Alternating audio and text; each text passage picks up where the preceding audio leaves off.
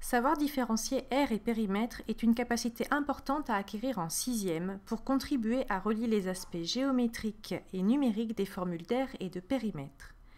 Cabri Factory propose 3 activités sur ce thème. En voici une qui est à utiliser au début d'un tel travail de différenciation, le cahier « Gagner en aire ».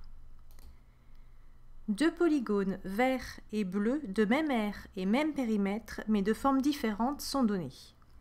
L'élève doit déplacer les sommets bleus et les sommets verts des polygones de façon à conserver leur périmètre et augmenter leur aire. Les polygones gris permettent à l'élève d'avoir à tout moment l'état initial des polygones. La tâche n'est pas toujours facile pour les élèves car elle demande de coordonner 2 modifications, celle du périmètre et celle de l'aire. Un élève pourra peut-être penser d'abord à augmenter l'aire du polygone bleu en changeant un creux en bosse, mais il risque d'être démuni face au polygone vert qui ne présente pas de tel creux avec 2 côtés de même longueur. S'il valide en ne répondant pas pour le polygone vert, il peut accéder à une aide qui propose la symétrie axiale comme moyen de conserver une somme de longueur. De retour dans la page d'activité, il peut utiliser cette aide directement sur le polygone vert, sur le creux en haut à gauche.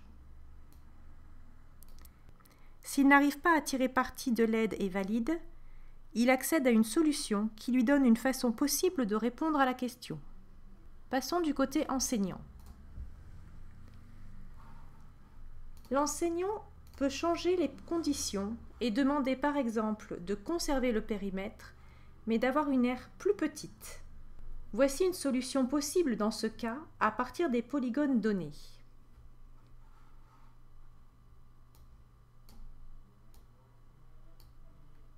Il y a 9 jeux de conditions possibles, donc 9 cahiers différents peuvent déjà être dérivés de ce cahier. Dans le cas d'un changement de condition, le professeur change la solution. Il suffit ensuite d'enregistrer le cahier sous un nouveau nom à l'endroit de son choix. L'enseignant peut de plus changer les polygones donnés tout simplement en déplaçant les sommets. Il le fait aussi sur les polygones gris, qui sont la mémoire de l'état initial des polygones bleus et verts. En voici un exemple.